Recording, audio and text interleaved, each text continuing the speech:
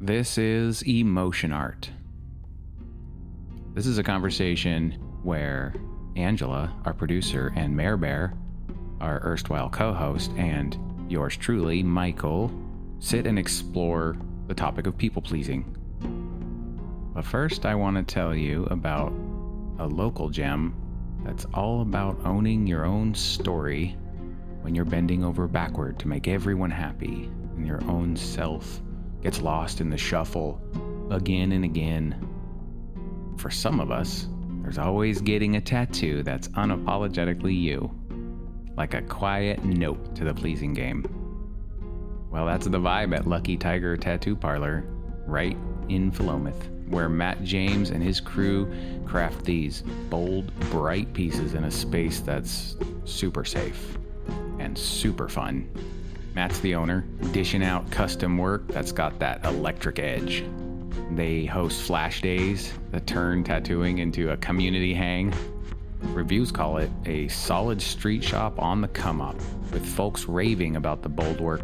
Matt does like bold work. For us tattoo lovers on the show, thoughts like this remind us why we ink up. It's about the joy of belonging in your own skin, inspiring that inner warmth and connection. In a world pushing you to blend in, Lucky Tiger Tattoo Parlor helps you stand out. Just like our chat today. If it resonates, they're in Philomath on 1333 Main Street. Check out their Insta at Lucky Tiger Tattoo Parlor. And tell Matt Emotion Art sent you. We are all about promoting the locals who make our local community, well, community. Also, Matt is a super engaging, funny, and warm guy. Tattoo or no, a connection with him is worthwhile. Let's go get some ink. Okay, on to the conversation. This is a special one. People pleasing was the primary topic. We talk a lot about gaslighting, narcissism, parenting, just all the things that we've had to deal with in our lives and how it's been impacted and we've been impacted by people pleasing, and some about our journey through it. What's on the other side? This conversation is important. We really enjoyed recording it, but it's not over. I have so much thinking to do on this topic, among many others. If there's anything that jumps out at you, if you have any thoughts, leave a comment. I would really like to know. It'll give me more to think about. That's what I'm after. Enjoy this conversation and then let us know what you think. Welcome to Emotion Art. Emotion art, where we sit down and make art with our emotions. Emotion art. Creative energy moving outward in conscious expression of feeling. Emotion art. Emotion art. Emotion art. Emotion because we are literally made of emotion. Art because everything we do wants to be art. Emotion art. Feels. Emotion art. It's all beautiful. Emotion art. Emotion art. A space for emotional art. Creative energy moving outward in conscious expression. Emotion art. An emotion art gallery. This is emotion art. You're welcome. And we're live. Fucking A, man. Good job, Angela. Well, I didn't do it. That's all Michael. What do we have for him, Mary? Was that a threat? It was a thought that went through my head, and so it came out of my mouth. It was a thought that is now a threat. Yeah. The threat level is green. Midnight. Midnight threat level? Threat What is level it? midnight. What is from that? The Office? Oh, I don't know. The screenplay that Michael Scott wrote. Yeah. Michael Scarn. Yes. Carl said on his episode, I hope someday people don't find out that all of the funny things that I say come from The Office. Yeah, I feel like Basically, that just quoting The about Adam Office. Sandler. Constantly. Yeah. When I first showed the girls Billy Madison, they're like, "Oh, that's where all that comes from." Yeah, they're like, oh, it makes sense now. Yeah, you actually don't have your own personality. You're just trying to be Adam Sandler. You're that of a middle-aged man. Yeah. Actually, he was young then, but He was. Michael doesn't like Adam Sandler. we know. Actually, no. That's why we didn't invite you to stand up. Just That's kidding. not completely true. watching the artistic flow happen is beautiful, even if I don't connect with the style. That's the reason that I would go see Dana Carvey. Dana Carvey. Yeah, thank you. Took him a minute, but you remember. Which decade? It was great. It was Yeah, great. fun. Did he also sing a bunch of songs? I feel like that's what Adam Sandler's mostly was His bunch was of like songs, a which was half awesome. rock show, Yeah. but it's like funny comedy songs. Yeah. Okay, you guys ready? Yeah. Welcome to Emotion Art on 3. 1, 2, 3. Welcome to Emotion Art. Did you hate that? That was awesome. Okay. What do you mean? Why did I do it if I hated it? I don't know. I couldn't tell. Sometimes you try something and then you're like, nope, I hated that. Not you. I mean the collective you. All the bumblebees. Hated that. They hated it. They want us to redo. No, they don't. The bumblebees? I just said it because you have a sticker on your thing that says live bees. Live bees. And then it made me think of the collective you, and then I thought of a bunch of bumblebees in a hive. That's where my brain went. Hello, my name is Karen. A lot of these are from Soak or from, No, they're from Shift. excuse me, a lot of these are from Shift or they're from your aunt, Ooh, cool. Jean. My aunt makes a lot of She's stickers. so creative too. And I have a print from her that is a picture she took of a concrete wall that had graffiti on it. It grabs you. Mm-hmm. So it's such a deeply like emotionally grabbing thing and she's like, it's a face. And she's like, well, when I saw it, it looked like me. I thought I was looking at myself. So I took a picture. Which is so interesting because when I look at it, it looks kind of creepy. She must. It's like creepy and emotionally resonate mischievous. with Yeah, it. Yeah, yeah. that's so cool. I think that she It is knows mischievous. that she has that side and she's comfortable with it. Yeah. I got to know her a little bit in this last visit. Her humor tickles my funny bone. Awesome. I thought you were going to say a different body part. Oh boy. Oh boy. Oh boy. Oh boy. Oh, Oh boy. there's the voice you said you were going to do the whole thing in. No. That wasn't even it. Did he tell you about? You were there. I don't remember. That wasn't even it. But When it I was a reminded me of kid, it. I got detention for speaking like that in class. Yeah, because all my teachers were like, they would tell my parents, like, Mary's super immature, like, she talks out of turn, and, like, she makes all these, like, childish, but all I wanted to do was, like, be a cartoonist and, like, be, like, a voice actor. Like, for a long time, that was, like, my dream job. So I perfected, like, these different voices. Anyway. You got detention for your voices? Yeah. I'm sorry. That's okay. Is what it I is. didn't do it. I'm just sorry. Because that sucks. Because little kids It's are exploring their art. Let them. Totally. Encourage them. Totally. Probably not in Do you have any history class, though. Jackpot. Nicotine. When you read a story out loud, one thing that we've been talking about is like our reading. It would be cool to be able to read something, but make it sound like you're speaking it. Yeah. Nowhere has a story that he just wrote and he read it to us. But like if he could tell the story as if he's just speaking, it would be that much more compelling.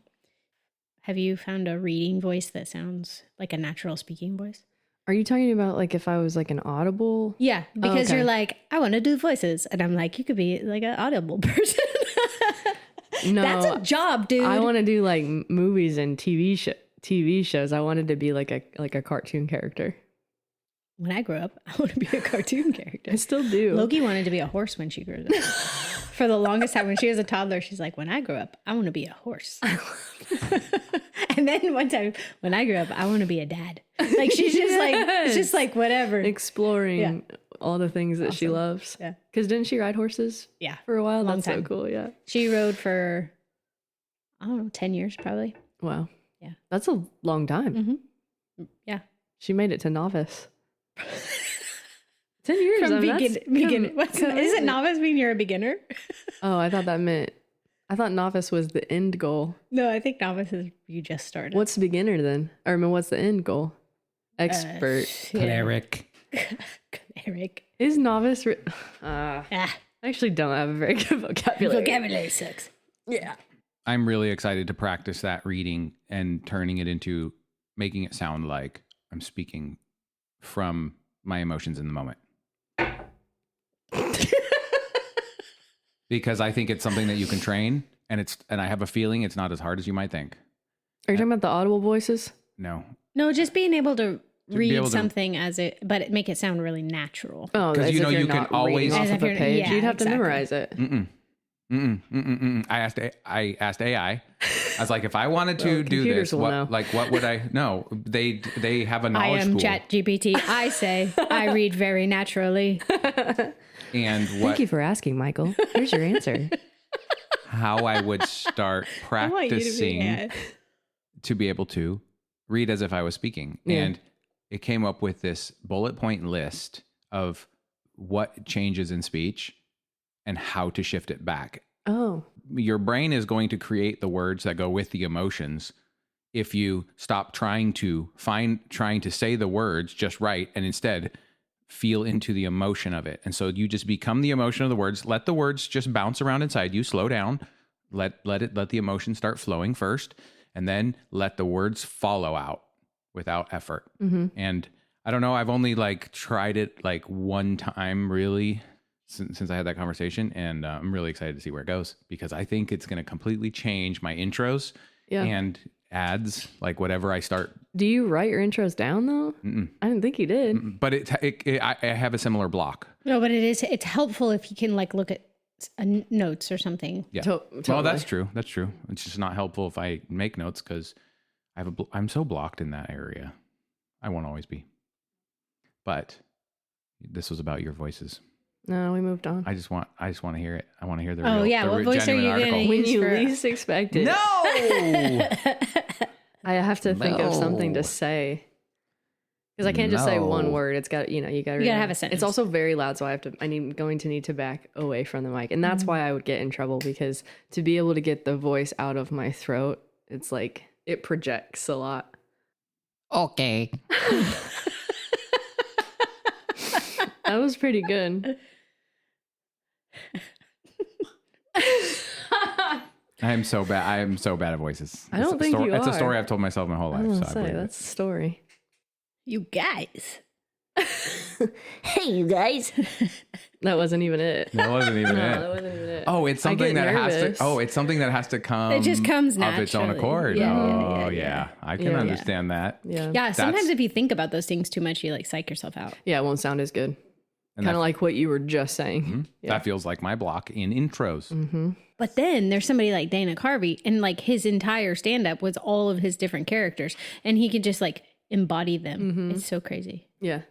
You find them a specific phrase or something that you can then sink into the character with. Yeah. That's true. Maybe I need to make a character. Maybe I need to make a character first for you, and then And then they need a catchphrase. Yeah. And then that catchphrase will let you sink into the character. yeah.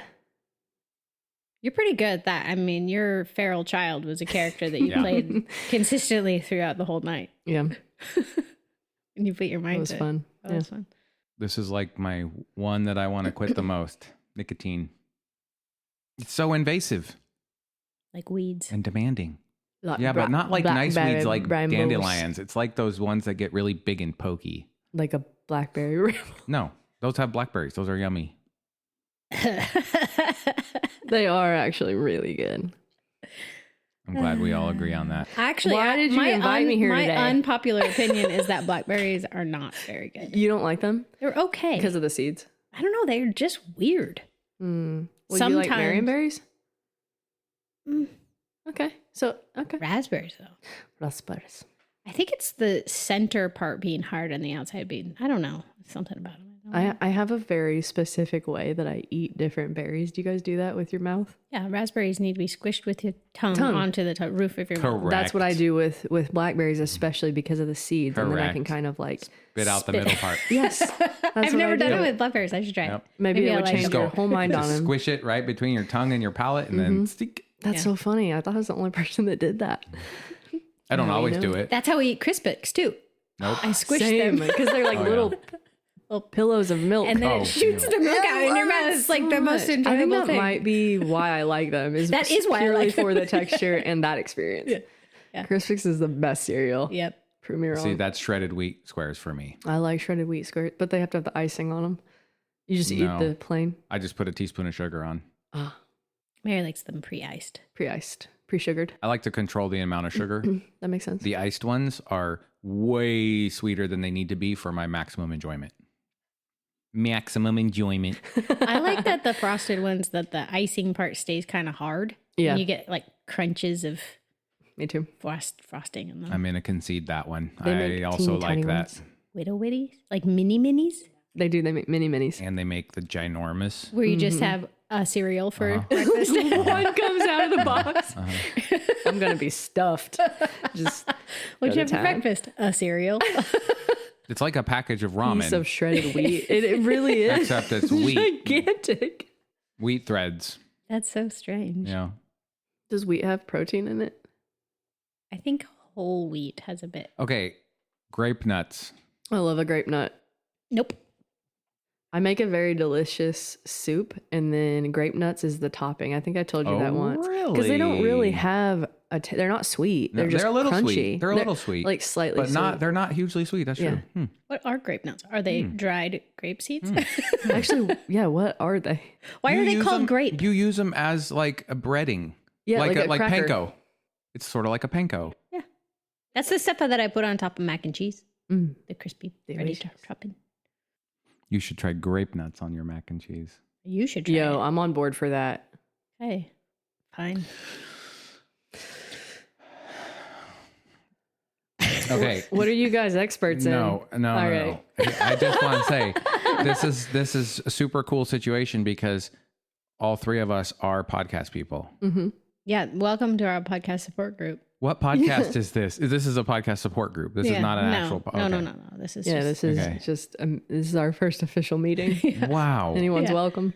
we can talk about everything except podcasting because usually in the real world we just talk about podcasting. So this is the support group in which you have to think of something else to talk about except podcasting. It's like the recalibration group. Mm. I'm super excited about podcasting things. So I feel like I'm probably going to talk about You podcasting. might be in the wrong place I mean, for that.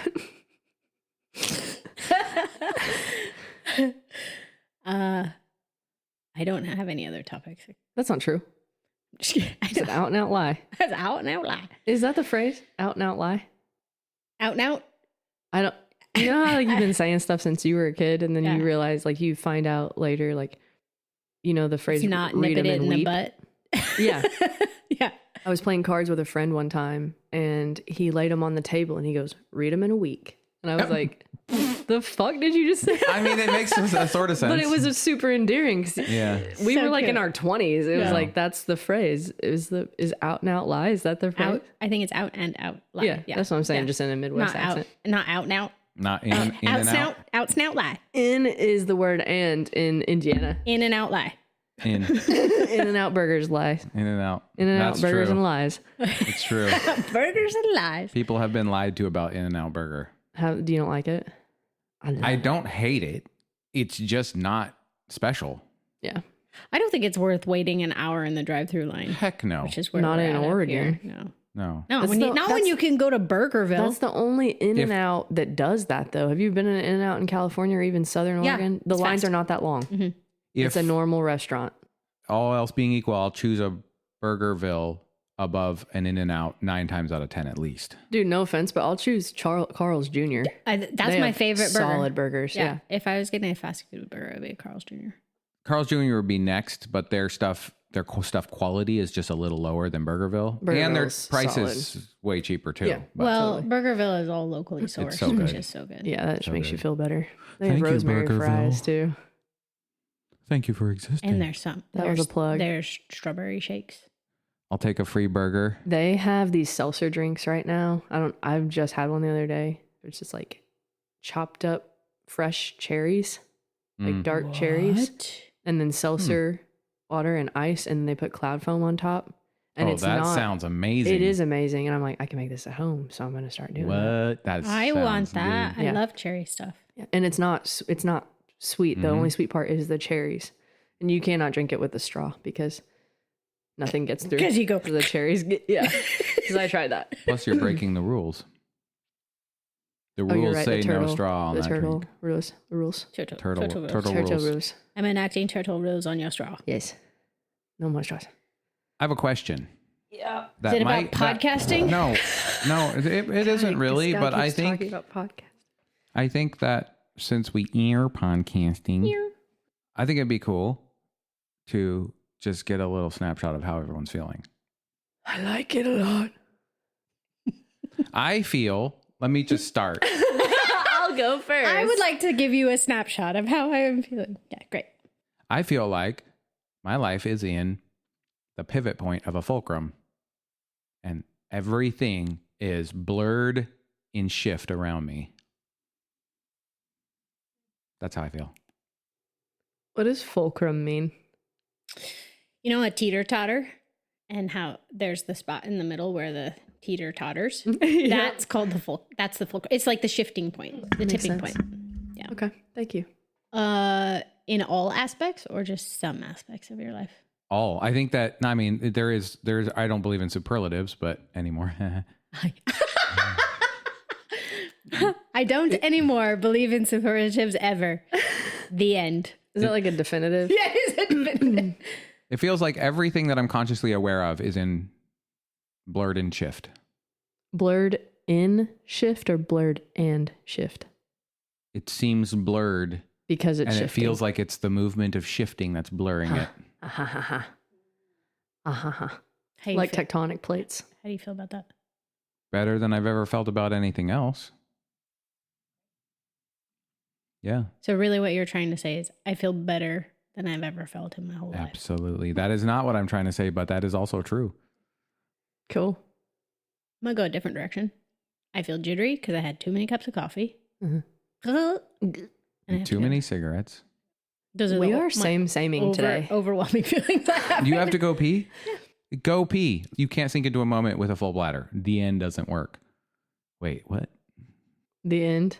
But if I leave, you guys will talk about me. Go pee. Of Yeah, course definitely. we will. And none of it And will be won't- recorded at all. But it won't be good either. I'm going on the It'll be composting toilet. hilarious. Do What? it. It's fun to use. Going on the composting toilet. A turlet.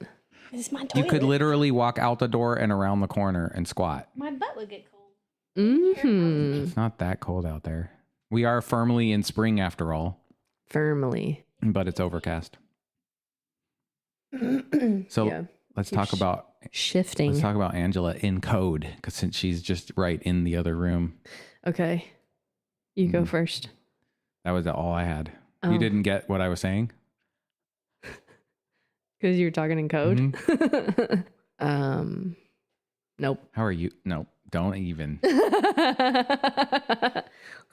See, this is how the Angela do. She holds the floor while she goes pee. Let me go a different direction when I get back from peeing.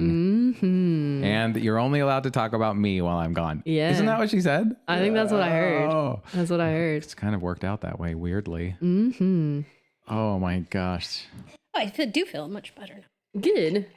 Plus, you got a chance to use your composting toilet. I use Yes. it all the time. Oh, wow. I work in here. This is her work. This is her job space. This is your massage space. Accurate. Your job is podcast producer. Mhm. Massage is your healing art. But Healing that's what arts. pays me. I don't get paid from podcast or producing. Not yet. Not today. It's more like a Not hobby. today. Oh, man. All right. Let's get started. Okay. Which makes you a servant. Servitude. Nah. Never mind. Carry on. Carry on. Thank you. Always. I have a topic. I want to hear it. Okay. I think the reason that I wanted to talk about this with you guys is because I think all three of us have had are in some stage of recovering people pleasing. Yes. Mm-hmm.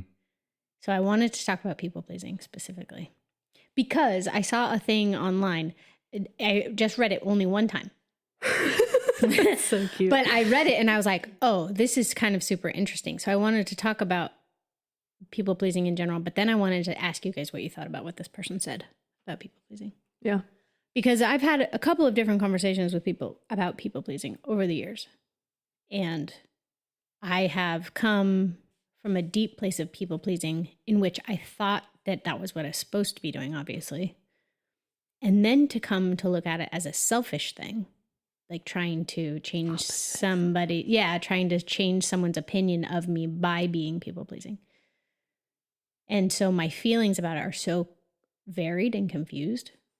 And then I read that and I was like, oh, I think it kind of weaves it all together into both. Do you have it? I was gonna say, can you read us the thing? Mm-hmm. Well, do we want to talk about people pleasing first, or do you want to just talk about this? No, that's what brought your mind to this. My curiosity is gonna kill the cat. So only because of curiosities. I thought we talked about this. We don't kill cats. I never. Okay, so this person is, I think she might be a psychiatrist or a psychologist. Cool, even better. The initial post was basically that framing people pleasing as a selfish thing so that you are changing someone's thought process of you. Like your reason for doing it is so that people will view you in a certain way. Like I'm trying to please you so that you have an opinion of me that is positive. Mm-hmm. And so what she's saying is that framing is not only inaccurate, but it's also harmful because people pleasing is not a manipulation. It's not conscious strategy. It's not a deliberate betrayal of your own truth. It's a deeply embedded survival response rooted in your nervous system. So it kind of originates from a nervous system which was feeling so unsafe and that love was conditional. Mm-hmm. I guess maybe the reason why this impacted my thought process so much is because I've had conversations about people pleasing being a manipulation. Like you're actually actively trying to do it to change someone's opinion of you. But if it's subconscious. Yeah, but my lived experience is if your approval only came from acceptance or security, then your nervous system is then attuned to creating a situation in which you feel both safe and loved, which makes sense that then you would like be more prone to people pleasing. Right. Because you would want that approval and love. Anyway, it was just kind of like reframing it for me as this not necessarily a manipulation. It's just like literally your nervous system is like you said, has a survival been conditioned, technique. To survive in that space. That's all it was. Like a CPTSD thing. Yeah, a little bit. Mm-hmm. So if that's the case, then I'm not that we're going to have the answer to this, but then I'm curious what that person would think of the art of getting to know our people pleasing selves and then being able to deconstruct it, because is something not manipulative if you're not conscious about it? Is that what makes it not manipulative? Because I still do it, but now that I people please less, I notice other people doing it and it freaking grinds on my brain and it annoys me and it's repulsive. Like I get this weird reaction where I'm like, they don't actually want to be doing that thing. They're just doing it so people will like them or whatever. And then I clock it in my brain as they're being manipulative. And then I don't want to be around that person. I think now that it's visible to you, it's going to be more visible to you. That's true of passive aggressiveness or, anything that you start to notice and heal from, you start to see in other people. Yeah. And I think it's actually a very helpful part of the healing process to be able to notice it in others. Mm-hmm. And then maybe you're more apt to notice it in yourself. But I think you could frame anything as manipulation. Somebody who is not a people pleaser, you could frame as manipulation if you wanted to, by saying that person refuses to please other people because the only thing they want is for people who are genuinely like them to like them. That's not necessarily a manipulation, but you could think of it that way if you really wanted to. Or some people just say they're a narcissist. Yeah. I don't know. I mean, and which is also a form of manipulation. I'm going to read further down to see if she said anything. Cool. What do you think of that? I want to see where this goes first. Also, I'm very aware that what I just said is me strongly, harshly judging people. So I'm projecting something there too. If I'm getting like that worked up, if I think somebody's people pleasing, you know what I mean? Okay, ask your question again. If the person would... What would they think about somebody deconstructing the people pleasing part of themselves then? Yeah, if it's not manipulation. Well, that's kind of what this whole thing is it's like to take away the label of manipulation so that you can heal from it. So because like that's pathologize it. Yeah, not pathologize it. It's basically saying if you are able to look at it as a survival mechanism, then it's a very different thing, because then you are able to reframe it in your life, where then you can learn to feel what your yes and your no actually is, so that you are building your own internal safety and your internal acceptance of your own self, instead of needing that externally for your own feeling of safety. It's essentially reclaiming your own boundary. Yeah. Being aware of what your boundary actually is. Yeah. And so her point is healing can never be birthed from shaming. Yeah. And by calling it manipulation, it's a shame. It's shaming it. Big shame. Totally. That seems true to me. Well, and that kind of makes sense, right? People pleasing is very similar to the fawn response, which we talk about often in a sympathetic experience in the world. You're either like freeze, fawn. Fawn is kind of a more recent one. It's like fight or flight, but then there's also fawn. Yep. And freeze. So the fawning, people pleasing, makes sense as a sympathetic response. In the same way, like I'm very avoidant, which is also a nervous system response. And shaming myself for being avoidant is not going to help me learn to not be avoidant. Right. But creating a sense of safety inside of myself, regardless of what is happening around me, will, which is essentially kind of what she's saying about people pleasing. Yeah. I think welcome. Okay. That was very, very interesting. I think manipulation, like first I just want to talk about the word manipulation. I think manipulation is an action, not a result. So manipulation is an attempt to change something into something else. The reason we're manipulating is because we don't feel safe. We feel like we have to change our environment to feel safe. So we take things like trees and metal ore from the earth, and we make a fence out of those things. We manipulate those things into a fence because what's out there is terrifying. What's out there in the dark depths of the woods is terrifying. So we take the things in our environment and we manipulate them. We try to manipulate them into something that makes us feel safe. So what I hear her saying is a description of the evolution of becoming aware of yourself. So first you just made fences to stay safe and you didn't think about what you were doing. That's what you did. And we are raised in the Western culture where we are taught exactly how to make fences, what fences to make. Everything's spelled out for us. And as a person becomes aware of themselves, they look inside and they see these fences and they feel their life does not look like what it should. There's something wrong. Shame is what comes immediately, and shame is the hardest emotion to deal with. I think that's where most, if not all, of the addictive behaviors, the firefighter behaviors come from, is shame. We don't want to face it. And it's really fear. But too, though, we're taught to be ashamed. We're taught to be ashamed. I think every time we're taught to say, I'm sorry. Yeah, was left to their own devices, they could look at a thing and go, oh, well, that doesn't really serve me. But the shame piece, I think, is actually an external feeling. Yes. Keeps the thing going. It's an external judgment placed on a behavior. And then we internalize it and we shame ourselves. But I think shame starts externally. But that's the first step. The shame starts the day you're born. Because you just pick it up from your environment, and we're steeped in a culture of shame. It's just what it is.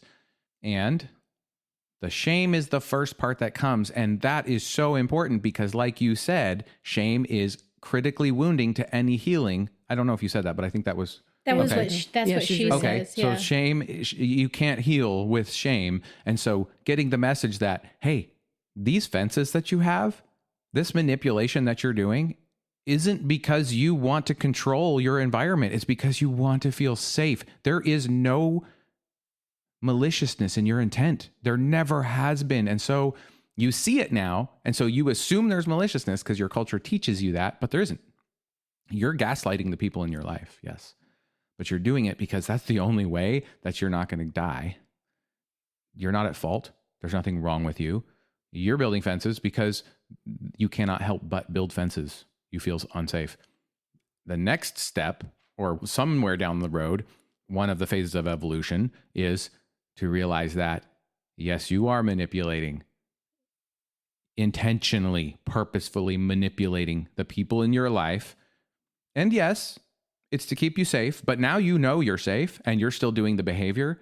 So now it's time to look at that. So to me, you start out with the 1. It's very important. But if you never get back full circle to, I'm a fucking gaslighting manipulator, then you never, the cycle is never completed. Like you're never able to get out of it. You're always going to have to make fences then until you realize that you're making them and you don't need to. And so therefore, yes, you're doing it intentionally. You're manipulating people. It's just that it's an evolution. Both are true. Yeah. And I think the path between doing it unconsciously and recognizing it, I think that there's so many steps in I recognize some of the places that I do it, but I still don't know how to change it. I think that, okay, my emotional reaction to what you said is, if you know you have a tendency for people pleasing, for instance, and then you recognize that it is in some way manipulative, like you're trying to alter somebody's feeling about you in some way. Got it. You continue to do that. What you're saying is that, because what I feel like you're saying is, now it's shameful because you know you're doing it. That's the feeling, that gut feeling that I got was, okay, so the reason that that hits strongly for me is I can recognize sometimes when I'm doing something that I'm trying to change, but the act of changing is so long. So in that long space, I also still don't want to feel shame. I was like, wait, just because you recognize it and you're still doing it, that it felt like shame still. That makes sense. Interesting. Let me think about that for just a second. Because you can know you're gaslit. You can know that you have the capability of gaslighting, or that you do it sometimes. And then there might be sometimes when you don't even recognize that you're doing it. And sometimes you do. Yeah. So as long as it feels like shame. Yeah. So shame is just another defense mechanism. Shame is a story. Shame isn't any more real than anything else. It's a story we tell ourselves about how we should feel. And so therefore we feel that way. As long as shame is there, whether you want it or not, like you're not in control, that shame comes and it's there and it hurts. And shame, you have the urge to protect yourself. As long as that's the case, then you haven't yet fully realized the truth that you're not at fault. You are doing the best you can, and you're doing the only possible thing you could be doing given who you are and all your circumstances up to today. And you didn't ask for any of this. You are here doing the best you can. Oh, the shame is just a protection method because I feel like if I allow myself to just simply do the best I can and not worry about anything else, then I'm going to fuck everything up. I have to hold myself accountable for everything, and I have to always be on guard and watchful. That's what shame is. Shame is the thing that says you have to be on guard and watchful, or the saber tooth is going to take you down. Okay. So then let's take it to the last step then. What if you... Let me just say this next thing, okay. This next part, and I think it may be where you're going with this. Okay. So until you have opened your door and looked shame full in the face and welcomed it inside your house to where it lives and it belongs, that shame that's so ugly to you, welcomed it in. I know this feels abstract. I just don't know how else to explain it, that you realize that feeling of shame and all of that stuff is part of you, and it's there for a reason, and you're going to stop thinking it's bad and trying to change whatever you're doing to make it and so it doesn't come again. It's not coming because of what you're doing. It's coming because of what world you believe you live in. The shame is there because of the deep beliefs that you have about the shape of the world around you. The shame is not there because of anything you're doing. You are a human creature. Yeah, everything that you do fits because it's what the human creature that is you in this time and space would do. Once you get to the point where you can look at that shame and you can say, of course, this is the feeling that this creature would have at this moment in time. It doesn't actually mean anything about me. It's just a feeling that's there for a reason. And I care to find out what the reason is because I like this thing. Now you're ready to look at the other side of the coin. That is, I'm a gaslighting manipulator. Of course it's to keep me safe. Of course I understand why. The shame no longer hurts you. The shame no longer controls you. You're just like, it makes perfect sense. There's no shame in it. There's no bad in it, but it's still true. Both are 100% true 100% of the time when you are in that trauma, hurt, and be hurt cycle. That's how I see it. Okay, I can see that. But I think that if you get to the place of healing where you can say, I'm a gaslighting manipulator. You're not going to use those words because you're not me. I was That's about the to way say, I I'm do never it. going to call myself No. Right, right. But No, where wait, you hang on, recognize that it's hang on. because of you. Your stories are yours. Right. I can understand that. But I think that I just don't think there are very many people in the world that go, yep, I know I'm a gaslighting manipulator and still choose to do it. I think that once you Correct. know that that's like the end stage of the healing cycle. Correct. And you no longer choose to do it. So if you are still people pleasing, you're still not healed. Correct. If you recognize as a place where you are people pleasing, those are the places that start to become healed, and then you just stop doing it. Mm-hmm. It's not like you just say, yep, that's just who I am. I'm a gaslighting manipulator who loves to please people just to make them think I am a certain way and still choose to do that. So I think You're saying what I'm that trying to say is that end stage, you're not going to meet people who are just like, you will, because there are some that's a sociopath. A sociopath. Yeah. I mean, that's a whole different pathology, right? Mm-hmm. It's like not normal, even just like the average person who has had complex trauma, who their response to the complex trauma in order to feel safe is to people please. Yep. You start to recognize those places. And then the end stage of the healing is not, yep, I'm just a manipulative people pleaser. The end stage of the healing is you no longer do it. You just don't do it anymore. Well, I don't think what I'm learning is I don't think that you don't ever get to the end. So you still do it. But I think the thought process afterwards of, oh, I did this, and then kind of contemplating on that and being like, this is how I want to do it next time. I think there's always just like little pockets of it. Mm-hmm. Like the times where I recognize it most is if I'm like texting somebody and I can see what I'm saying before I send the thing, and then I stop myself and I'm like, I'm totally not being genuine right now, and I'll erase it. But it's like harder when you're interacting, especially like in an environment where maybe things are moving quickly. You're gonna automatically you're gonna automatically go into that trauma space of this chaos reminds my body of this other chaos that I dealt with way back when, and now I'm going to operate in that way because the body keeps score, right? So it's so nuanced in that way. I don't know. No, which I think is kind of maybe the nugget of what I'm trying to get to. I think if you're still people pleasing, it is because you're still healing. Yeah. And you don't ever get to the place where you choose people pleasing from a healed state. Right. Okay. Yeah. Unless you're a sociopath. Yeah. When you're like trying to get something from somebody in a really unkind and what would be an immoral way. Yeah. I also think when you started talking about building a fence and you started talking about using wood and metal and manipulating those materials, my brain went to, when I'm hearing manipulate in that form, it's objective.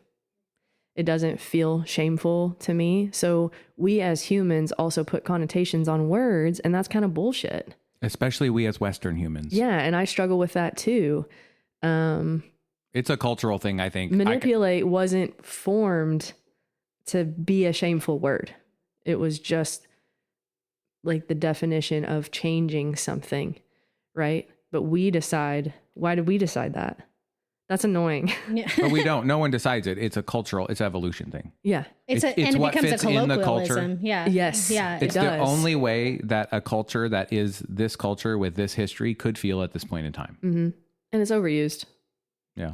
That's my opinion. And one of the things that I want to do is I want to bring awareness to the fact that no word means anything. all words are subjective to each person's history. I didn't mean to laugh at you. I just thought of something interesting. So you know how they're I'm used to it. okay. So this is from a feminist perspective. There's a lot of talk about like a male CEO is like bold, but a female CEO is like bitchy. Yeah, kind of like there's totally. a different like view.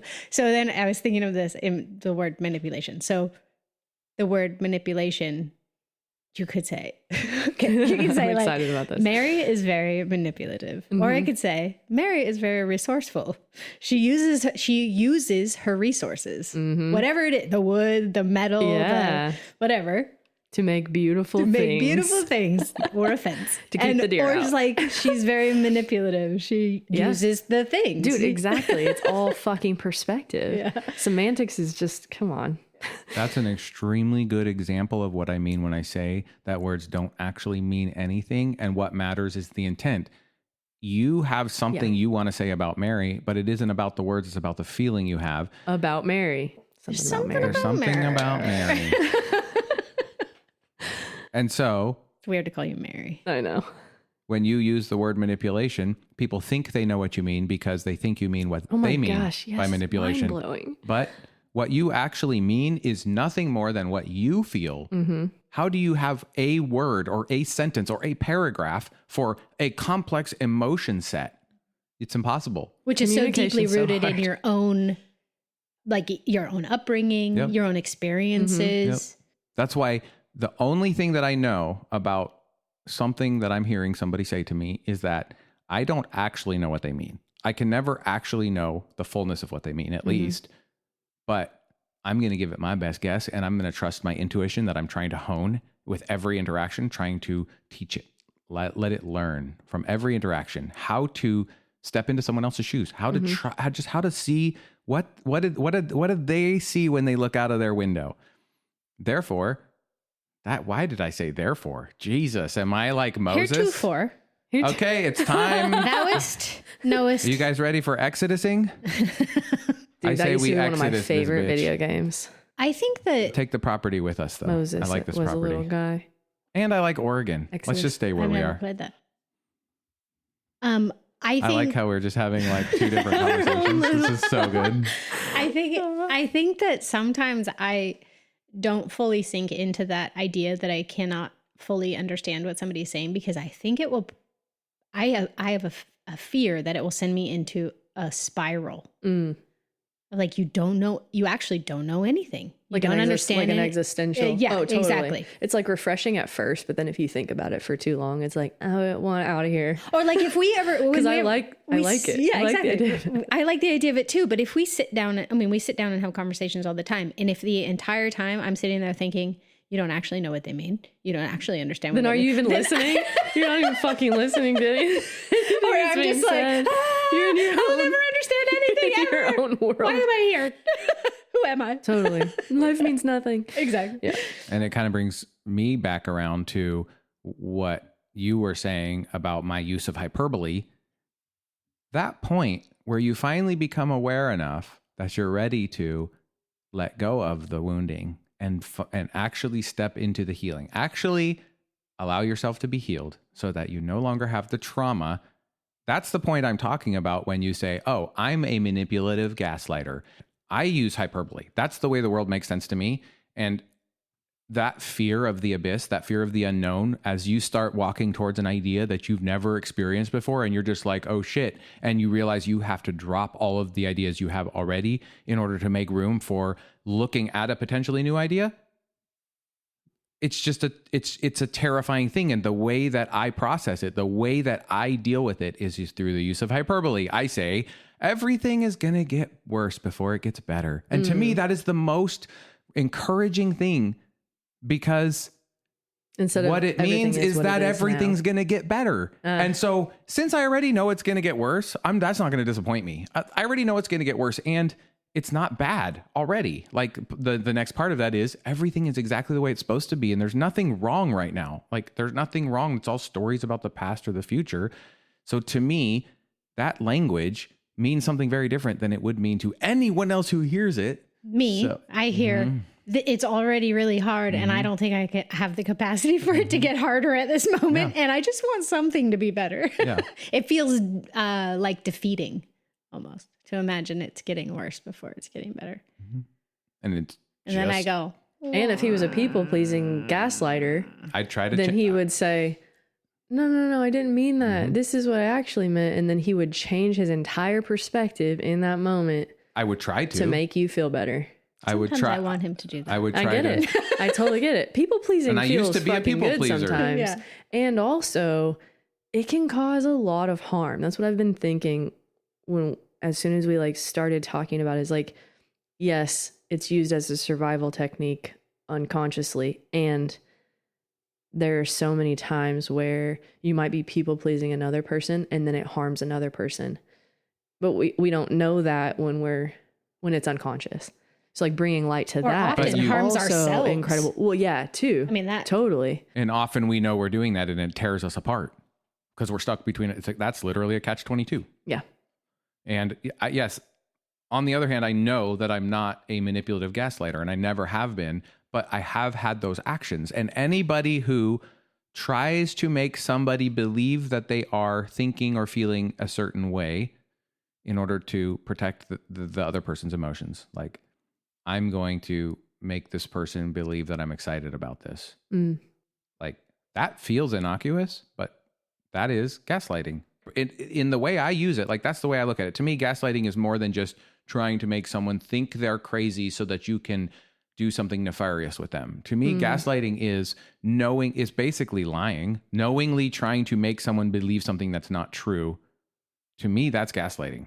But wouldn't that just be lying? Because I think gaslighting is the extra part of that definition. But the extra part of it is trying to make them think that they're crazy if they don't believe it. But if you're lying, that's what you're doing. You're trying to convince them that it's true. Therefore, there is an element of, if you don't see this as true, there's something wrong with you. There has to be that element. That's the gaslighting element. So to me, to say I'm a manipulative gaslighter, it's a load off my chest. It's just like, yes, there are behaviors that model that type of thing in my structure to keep safe. Never with ill intent, never to get anything, ever, just to feel safe, to feel like I'm not going to hurt this person's feelings and they're going to get mad at me and then they're going to be all abusive, because they're not abusive. They're just hurt. They're afraid. Isn't the current working definition of gaslighting is that it does come from a place of ill intent. Okay. It does not come That's from why a people place. get so offended. It does not come from a place of keeping your own personal self safe. It comes from a place of being purposefully manipulative so that you can gain power or control over that person. Okay. And I want to touch true. on abuse for a second too. I'd have to look it up.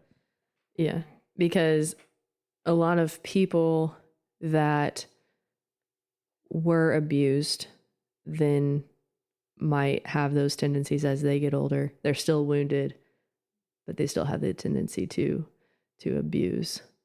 Because abuse is like something that goes too far, right? Because you were saying they're not an abuser, but they could be. There's a reason that they have that behavior. Yeah, it's but not just because they're wounded doesn't mean they're not necessarily abusing, is what I'm saying. No, and it doesn't, and now we just have to get into levels of abusing, because if anyone who's wounded is abusing the people around them, that's how wounding works. In your defense, the only defense is offense. The only way to defend yourself is through offense. And it's like a blood-brain barrier. We see everything up to and including our own defense. But as soon as it crosses our perspective, it now becomes offense, and it hurts and it has impact. And the other person sees only their own defense. And when it crosses their perspective barrier, it becomes offense to the other person. But we aren't able to see it from the other person's perspective. And so therefore, somebody who's going out, no, why did I say therefore? I want to stop doing that. Somebody that's going out You're and writing doing research papers, okay. Somebody who's going out and doing extreme things, like, I believe you're talking about sexual abuse? No, I wasn't. I was talking physical about abuse? Yeah. But I mean, kind of physical anything, abuse. I'm just thinking of work. Abuse. Yeah. Physical abuse, yeah. Just like, yeah. But you said extreme. Extreme. That's the key. Yeah. So somebody that's going out there and is physically, like let's take a serial killer as an Okay. extreme example. Yeah, Ted Bundy.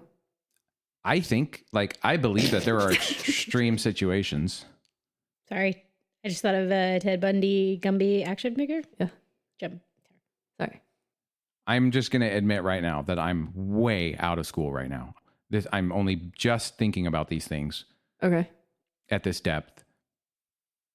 What makes sense to me is that even the most extreme sociopathic conditions inside of that person, from a no bad parts perspective, inside of that person, there is purity, curiosity, and love. That's who they are at their core.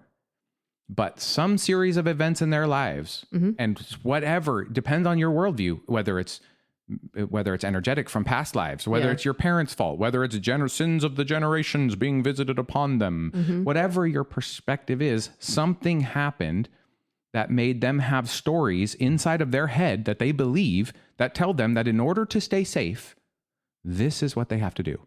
And the stories may be so deeply burying the shame part that they believe that they're doing it because they want to do it. But those stories are just stories. They self-created and they are in control, but they're still just stories. And underneath those stories that feel like they have to be doing this in order to keep this person safe, up to and including killing themselves, because sometimes a story will believe that the only way to keep the person that they care about most in the world safe is through ending their physical life.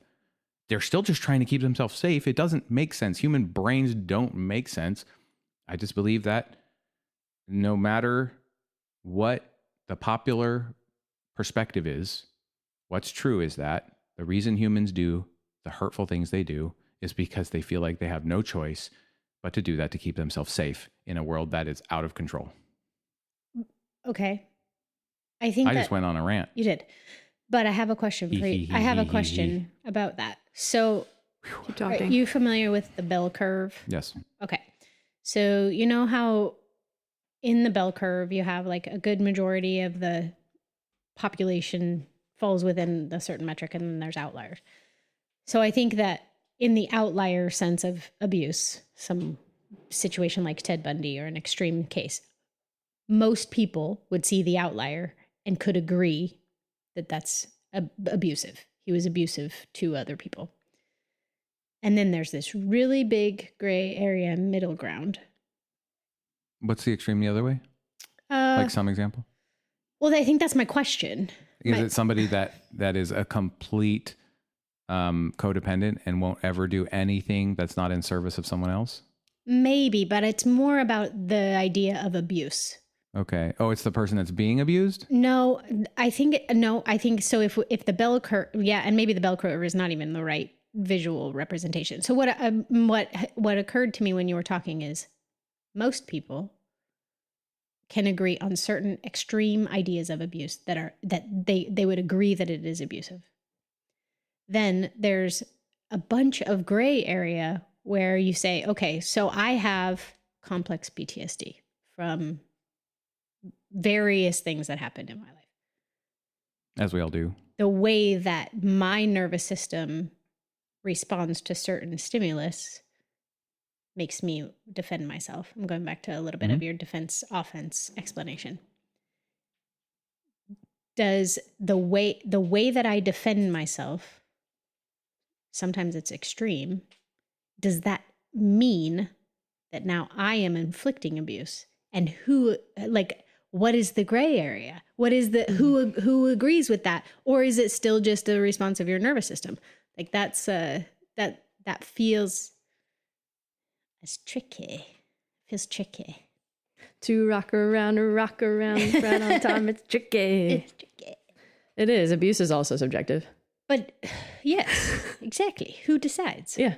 The person being wounded decides for themselves. Yeah. They can't decide for the collective, but they can. I don't know. I struggle with this kind of stuff because you see it misused so often. Like the story somebody tells themselves, like this thing was so harmful to me, that then they're going to go around saying that they've been abused in some kind of way. And, you know, you don't want to not believe people when they say something so extreme. But I feel like the way that we speak in Western culture now is kind of extreme all the time. Because like trauma gets unveiled, and then with that, people use the word trauma all the time. And it's like, okay, but if we really get down to the heart of what trauma means, it's kind of going to take away, yes, something might have been harmful. Was it abuse? Was it trauma? You know, it's just so... Yeah. Yeah. It's tricky to rock around. And I'm trying to talk around a little bit to try to get to my nugget. I'm not sure I have like a full sentence of it yet. But so say you and I get into a disagreement about something, or something that you do hurts my feelings. Okay. Because of whatever the things that have happened in my life, that it just like triggers something in me. Yeah. And then I lash out at you, and your trauma or wounding says people who yell at me are abusing me. Am I actually abusing you? I would say no. I don't know. That's such a... But I grew up in a very loud household where that was a technique used. Right, but that wouldn't be your wounding. But with somebody's wounding who says, "Oh yeah, if you're yelling at me, you're being verbally abusive." Interesting. I think verbal abuse would be, what are the words being used? Right?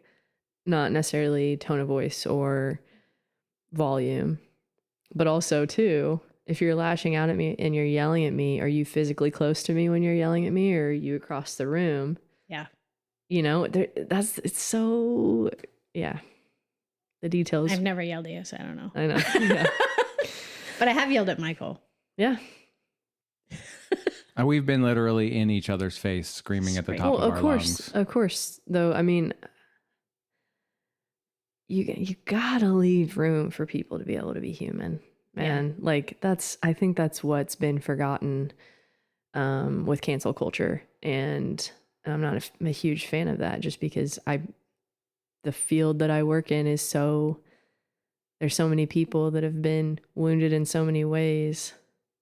If you forget the human experience and the human condition, then all you're really doing is adding to the shame and the harm.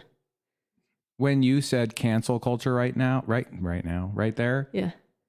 My brain said binary culture. It's the culture, the cancel culture is the culture that sees something as good or bad. Yeah. When it's either really or. Horrible or great, even like hyperbole. I feel like that's what cancel culture is. Somebody fucked up and said something 15 years ago, and then suddenly they're horrible. Nobody wants to talk to them. So there's the cancel culture that is people that really see the world as black and white, and there's this good thing to promote and this bad thing to kill. And then there's the cancel culture of people who want visibility and want to signal so that they are accepted by a certain crowd because there's something they want. I'm not talking about that. That to me is politics. That's You mean like virtue signaling? I'm talking to the people, virtue signaling. They're putting out signals that say, that's the gaslighting I'm talking person and about. Why, and this is Look why. at me. I believe in, and if it's like, listen, look at the people that are preaching the loudest about something. They're the most guilty. They feel the most guilty. It's always the case. But I'm talking about the people who have a deep compassion and are out there championing whatever the fuck cause that they latched onto, even if I disagree with it. I still agree with their honest passion, and I'm going to promote and platform them because I believe that there's a reason that this person is here in this moment in time, feeling the way they feel. And what I want to do in this life is I want to help people create a foundation that they can be fully themselves, because I feel like that's what I've wanted. That's what I've needed. And that's what I'm starting to find. So if you're virtue signaling, that's different.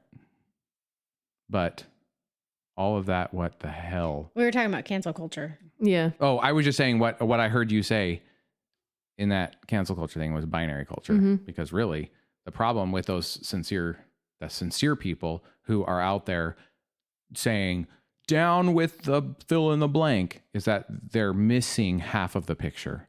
They're missing all of the picture that they can't, and their echo chamber can't see. And the people who are anyway, I don't want to go too far down that road because the truth is that I don't know. Like one thing I've accepted is I have no fucking idea what's going on, and everything I thought I knew is just as silly enough to be wrong, even if it's not fully wrong. So I just don't know.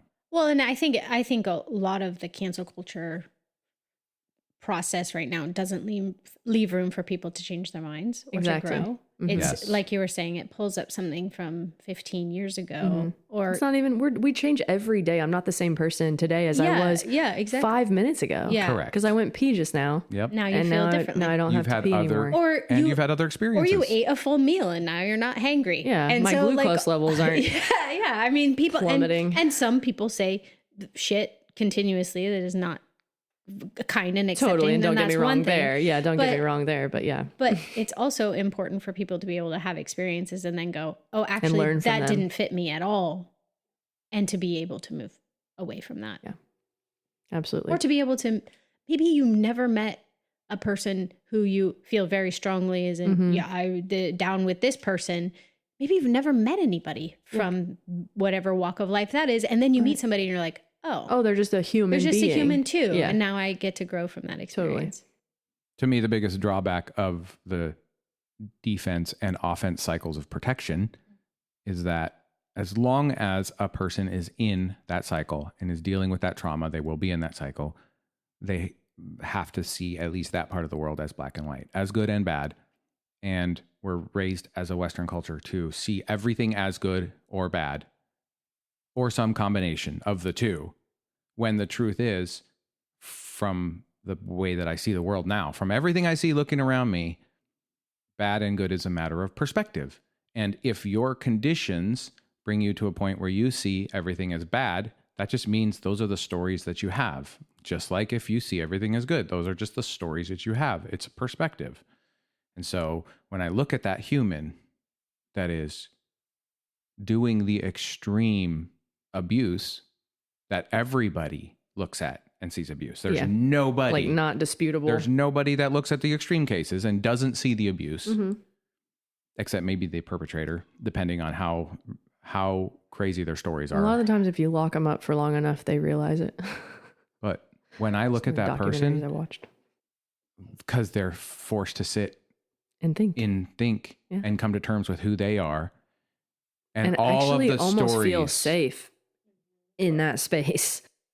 Basically, they lose the walls of lies that they've been lying to themselves and believing the story, not intentionally. So when I look at that person, I don't see an abuser. I see a hurting little child that doesn't want to be doing what they're doing. I know, and I don't care what they're saying to me. I know that that's what's happening even if it's in a level that's below what they are conscious of. Well, for us to assume that we know is a bit pompous anyway. The other side of the coin is that when I see one of the boys trying to manipulate another one just because he thinks it's funny, and the other one is so frustrated and so upset, I know that that's not what's actually going on. And I see it as abuse. And I see it as defense. It's defense, it's offense, it's both. It is all at the same time, and it fits, and there's nothing bad about it. Now, I'm not going to say that about the extreme cases. There's nothing bad about it. But I also don't feel like I can say it about the minor cases either, because it is still having the effect that it has. And the extreme protection measures cause extreme damage, and minor protection measures cause minor damage. But they're all abuse. They're all protection. They all have impact. And the people on both sides have to deal with the impact. And that's just how humans work. And that's just the whole process. And so to me, the problem is the pain comes from needing to make a decision about everything and whether it's good or bad, rather than just saying, here I am. What do I want to do in this situation? Oh, I see somebody that's doing something that's understandable because they've probably been hurt and they are violating this person's autonomy that I care about. And so I'm going to stop it. I know they're hurting. And I'm not responsible for deciding who's right and who's wrong. I'm responsible for deciding what do I want to do in this situation. And I'm going to tell you, I'm going to step in and I'm going to stop the whatever it is. Aren't you still a little bit choosing sides because you see the impact on one more than the other? Depends on it. I guess if that's you how I treat them look at it. differently whenever you do the separation. And Because that's like what I'm it would thinking look about like when to I worked someone. at the farm home and we would have to intervene in a fight or something. I'm not picking sides with the kids in that moment. I'm just coming in and another staff is coming in and we're saying, you're going here and you're going here. And then we're going to debrief and talk about it because what the fuck just happened. This brings me back to what we were talking about earlier about the zero-sum game. What's a zero?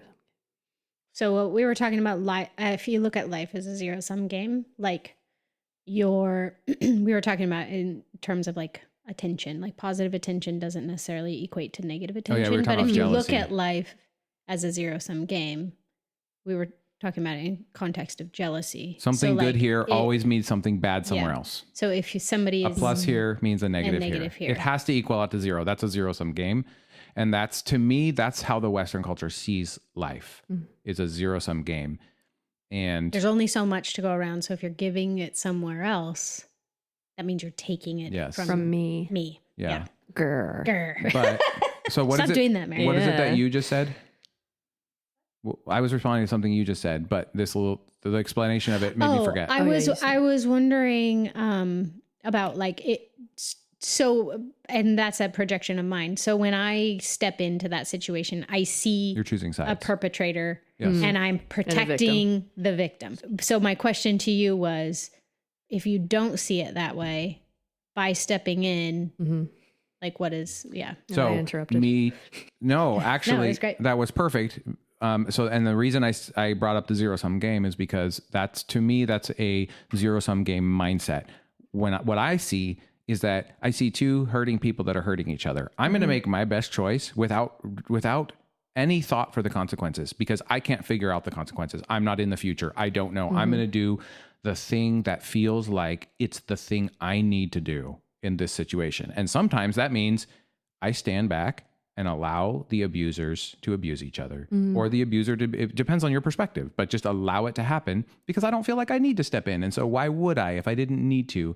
But in an extreme case, I'm going to feel like I need to. So I'm going to, and me stepping in to protect this person does not also equal a negative that I see this person as bad. It means I still see this person as a human that is doing the best they can with what they have. I don't know what they have. I can see what they're doing and I'm not okay with it and I'm going to stop it. And I don't think that there's anything wrong with them. I think that this is the only thing that this person that's been through what this person's been through, this is the only way that they could deal with their trauma in this situation. And I'm not okay with it. Personally, I would be then violating myself if I allowed it to happen. There is no fair. It doesn't have to equal this plus this doesn't ever equals the same thing because life never happens the same way twice in a row. Does that make sense? Yeah, I think that I just have such a hard time not viewing like bullying behavior as negative. Like that was kind of a double negative. And how many times have you seen two parents with kids in a bullying dispute and both of those parents hate the other kid because they think that kid's bullying their kid? Yeah, totally. It's still all perspective. Yeah. And in the very extreme cases, everyone's going to agree. Most people will agree. This is the bad. This is the good. And even in that case, to me, there is no bad and good. This person is just reacting to the things that they've experienced. And that's not going to stop me from stopping the fuck out of them. Mm-hmm. If I need to, I'm going to. That's my task. That's my journey. I don't need to judge this person as bad in order to know what I need to do. And it's just a perspective shift that makes it so that the world doesn't look scary. It's not a dangerous world. It's a fucking beautiful world full of little pieces of God consciousness that are becoming aware of themselves. And that's a big scary thing because God consciousness is a huge thing. And I want to find words that don't have triggers. God is such a trigger word. But there's a divine spark in each human. Most people agree to that. Also, you Call said it a what you phrase want. earlier. You said, lose your wall of lies. And I really liked that. You said it a while ago, but it stuck into my brain. I was like, that was really cool. About the extreme abuser sitting in prison facing themselves. Yeah. Once they lose their wall of lies, I was like, whoa, that is. Mm-hmm. And that wall of lies wants to come down. So given enough time in a situation where that wall of lies is not actively needed, eventually it's going to crumble of its own weight. Maybe. I think. Well, the stories will start to shift and change. And once the stories start to shift and change, the story generator is different. Then now the change begins bigger and bigger. It starts in these little things and maybe it takes decades. Then it hits a certain point, and now the story is saying, "Oh my God," and everything changes. I think that's one possibility. Okay. I also think that what also happens quite a bit is that the wall starts coming down, and it feels so scary that different walls of lies go up. Yep. So that's before that's what I'm talking about. Instead of that's all the process of getting to the point. Yeah, the chaos of it is too much. Yep. And it's just unsafe. Yeah, it's unsafe. And you become more dangerous as an exactly, abuser. I Exactly. got cold chills. And then eventually, my brain went to super villains. Great. You know, Yeah. like that is what makes me think of. Sexy supervillain. Oh, they always are. Except for that. I will pray for your Willem souls. Dafoe. But Are he's you so serious? good. In I know, Boondock but Saints? I just don't think he's. Isn't he the guy that puts on the I headphone? have not ever seen that. Before you Can diss we watch Willem it Dafoe, together? Can we watch it together? I'm ready. It's so good. Okay. So Yeah. good. So good. It's one of my favorite, like one of the things I think of when I just think of a beautiful movie scene. It's when Willem Dafoe puts on his little 90s, 80s, 90s, whatever, headphone things and starts walking around the crime scene with the opera music playing. And Oh, it's dude, so yeah, that's some cool. powerful shit. It's such a good role for him. like he goes That into makes me his think flow of- state and he's just like, Yeah. Oh, it's yeah. so That makes me cool. think of what was that weird movie with the kid that went to college with the other kid and then he pretended that his parents had died? Saltburn. Saltburn. No. He does it. No, but okay. But This is listen, emotion just art? hear me out. Let me Emotion- have this. Let me have this. Okay, it's So yours. at the end of that movie, he's dancing around the mansion with all the dead people in it Yes. to that amazing 80s song that I can't think of the name of right now. Naked With a heart on. with a heart on. It's inspiring It's scene. similar to Having gaslighted an entire family listening to to death. opera at a crime scene. You know what I'm saying? Where it's just like, I think this is beautiful and this is exactly where I want to be. And there's fucking dead people all over the place. That movie is so dark. I know, Mary? but it was so well done. It was. Yeah. Something But- to say to you. It's like that. It's definitely art. Speaking of It emotion is art, because fucking art. we were like talking fucking about art the other day. Who was I talking with? Maybe Boston or Sawyer. We were talking about how art that's just kind of meh is not really very. It's like it feels less like art because it doesn't make you feel something. The art that makes you feel it's Good or bad or unique. otherwise. Yeah, because it feels unique or it feels something. So to me, Saltburn, though very very dark, it's definitely artistic because we've talked about that movie probably So much. 25,000 times. Yeah. I mean, I watched it 2 days in a row. and What is wrong with me? it's like visceral. Yeah, I never have to watch it again. You will. I You will. You'll go, I can't remember. I'm going to watch it again. Oh, I remember. Oh, some of the people are so sexy and it's like, what do you have to say to me? He never wants to talk about Saltburn again. The movie You Saltburn. can cut this whole part out. The movie Saltburn makes me feel a visceral emotional disgust, like nausea. Yeah. I think it's supposed to. I think that it did exactly what it wanted to do then. And that is not a feeling I seek out. That is a feeling that I don't like. I don't want it. But I will give you the scene where he's dancing around the house with the music is objectively beautiful. It's beautiful. And the acting is And it's the very last scene. unbelievable. It's just the Oh, content. yeah. I agree. The emotional trauma, dysfunction that never, it wins. The dysfunction wins. Yeah. I have an allergy. I It's so hard for me. I think my twisted mind enjoys the I have like kudos for playing that long game. Like you For real. that's a long fucking time Yeah. to be playing a mindfuck game. And Wow. so my brain Yeah. goes, well done. And it also, when I watch stuff like that, my brain always goes there and it's like, was he playing the long game or was he just fucking doing the right thing for his intention at every turn? Yeah, was it fully He's so manipulated from the demented that like you it's- knew from the beginning? Yeah. Or where you just keep choosing it the just turns us out, and then you kill, and then you. I'm like, ugh. It just that kind of. So it also makes your brain try to understand, and that I love a movie that will evoke like a puzzle in my head. Yeah, was it a series of small choices? Yeah. Or was it the plan designed like from the beginning? He set his sights, and then boom. Like, how much research did you do, pal? You know? Mary, you just put Saltburn into the perspective that I was giving of everybody is just keeping themselves safe. Like, nobody is the bad guy. Nobody wants to be the bad guy. Well, he's a serial killer, so, or a sociopath. Mm-hmm. And so it fits the model of what we've been talking about. But as I think back through the series of the movie, I'm like, you're right. He just did the thing that felt like it's what he needed to do to keep himself safe in each moment. I still don't like it any better. But I think there was more than just keeping himself safe. I think that he also had the intention of getting ahead. He was trying to stand on the shoulders of others, or in this case, take them out of the loop completely. So it's more than just like, I'm feeling safe. I need to feel safe in this moment. But maybe. But that's circular, maybe for because him to feel that's safe, it was to get rid of people. All of the things he was doing are abusive and destructive and blah, blah, blah. But that's the Joyful Universe perspective that says he didn't have any ill will towards any of these people. He just it wasn't personal, if that's what you're saying. Ever. Like, he just he was honest. And because how many super narcissists no narcissist knows they're a narcissist. Well, I shouldn't say no. There's hyperbole again. But typically someone who is an honest narcissist, they don't know they're a narcissist. That's, I think, what makes somebody a narcissist. Is that why you're grinning smugly? Yeah, I think smugly. I think the thing is there's a lot of things I don't know. Okay, I think that I was actually grinning at the idea of an honest narcissist. Yeah, but I think you're right in that. I think if you wonder whether or not you're a narcissist, you're probably not a narcissist, because you have some kind of self-reflection happening. Right. So most people who would be considered narcissist, which I also think is a buzzword that's overused.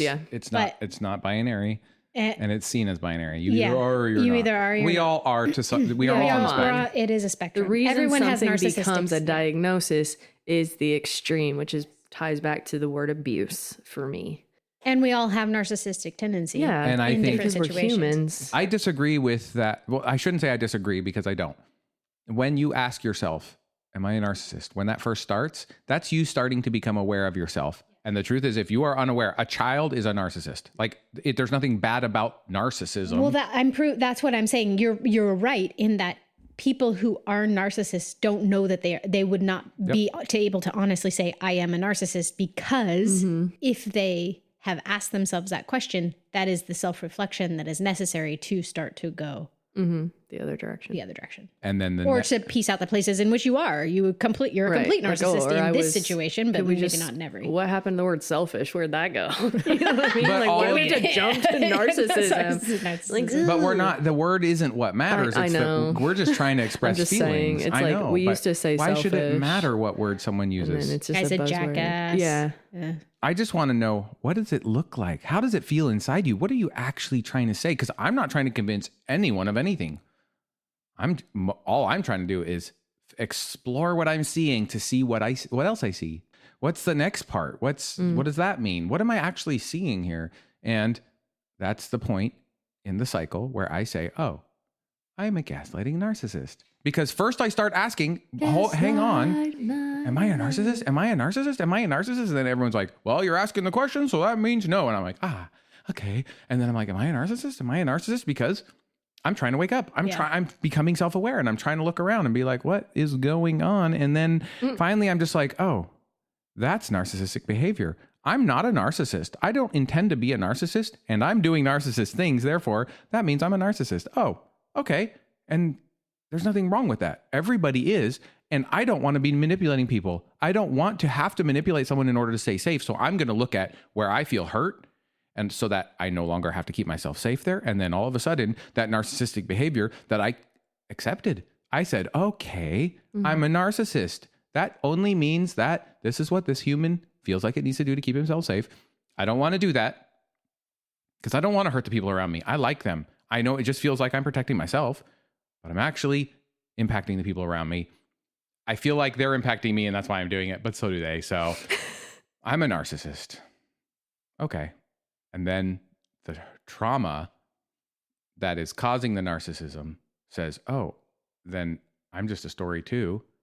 I don't need to be like, actually, there's nothing dangerous. Wait, that person's doing that because they're afraid. Oh, I don't have to. Oh, hey, let me just give you a hug. Then the narcissism is gone because the wounding's gone. If I try to fix the narcissism without fixing the wounding, I'm fighting my narcissism my whole life without spending my energy on healing, holding, bringing in next to the fire, the wounding that's hurting everyone around me. Which I think is the exact same place where we started with people pleasing. Mm-hmm. It's the same thing.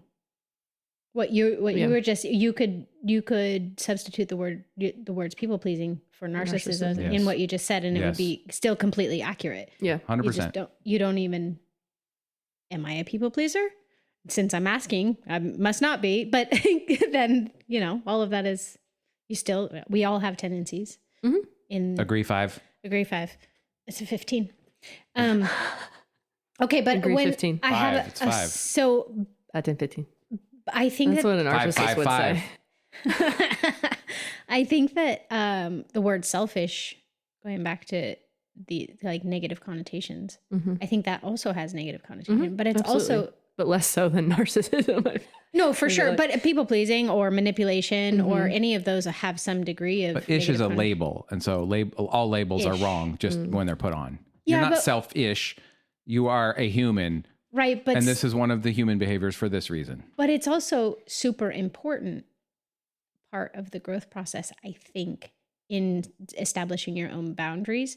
So that the first part of breaking my own codependency, which is ultimate people pleasing, when I first started to do that, I felt so selfish because it was like I was standing up for a thing that I wanted, or that I felt very strongly about, and that feels selfish when you're coming from the place of always people pleasing.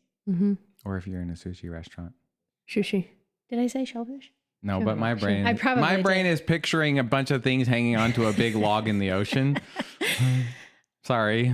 So in some ways, selfishness is like a really important part of healing from people pleasing, allowing yourself to work through. Because the first step in setting boundaries, if you are somebody who's only ever been codependent, the first step in setting boundaries is to say no to fucking everything. Because if you don't have boundaries, that means you don't know what you want to say no to. Never had to say no to fucking everything. That part wasn't. You've literally spent your life saying no to fucking everything. Since you're taking that literally, I'm gonna double down. Go with it. I'm gonna double down. From what I know of you. Oh yeah, really? It's actually exactly true. Interesting. Okay. Well, I'm all right with that. That feels like a boundary I can hold. Yeah, it always has. And.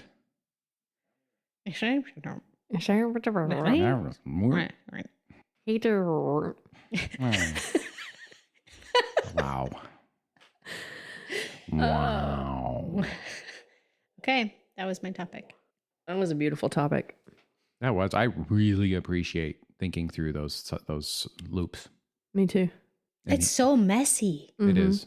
It's so messy, and it's sometimes feels like you can make a lot of quick progress, and sometimes it takes so long to even identify any of it. And I feel like some of this content is in the loops that we have with child raising conversations, like being like you and I see it differently, and we're like trying to talk through it and figure out like how do I really see it, and how do I respect the way you see it and still see it my way, and am I a bad parent? And because we see it oppositely in, I don't know, probably the way you would describe it, it would be opposite of the way I would describe it. I don't know. Yeah, and I think part of the hardest part, I think, is not necessarily the I respect yours and you respect my viewpoints. It's more like, okay, but then how do we move forward? With the different perspective. With the different perspective, and both still feel supported in it. Like, I can understand that you feel the way you do, and I don't know how to operate from that space. And do we need, I don't know, do I need to feel supported? Do I just need to operate from that space? But then if it just from my perspective, this is a whole different topic, but just from my perspective. It feels like it ties into me, but yeah. Is when a child feels inconsistent, either messaging or... That's where my brain went. Inconsistency. The inconsistency, I think, breeds a feeling of unsafety and not feeling safe, which then creates the whole monster inside of them of the things that we are talking about. Do they become a people pleaser? Do they become selfish? And so like the inconsistency piece of it feels, I have a fear about that being trauma inducing. And I think that is a different topic. Yeah. And that's something that I would love to dig into because it's something that we really need to explore. I would say we don't really fight about it anymore, but it's still something that just feels so... It feels unsettled. It's like, what? It's like, it's muddy. Really it feels muddy. Like, what are we actually doing? Because we're trying to learn a whole new skill set, become a whole new type of parents, I guess. But where I'm saying it feels similar is it feels like a lot of the way where we see it differently, there is an element of this. Am I seeing this as all good or as this is bad and this is good? Is it binary or is it multidimensional? And I recognize in saying that what I'm essentially saying is that you're binary and I'm not. And ergo, since we all know my worldview, I'm saying you're bad, you're wrong, and I'm right. And I don't feel like I'm saying that. Which is binary. I know. Exactly. Yeah. So I'm just not giving a nod to that. That's what it sounds like. And that's not how I feel, but I do recognize that the words sound like that. But it feels like there's a cross. And when we talk about that topic, I'm sure it'll come back around to the bad versus good, black and white, binary. Yeah. And the thing is, I don't feel like I look at it binarily. I also don't think you do. I do not.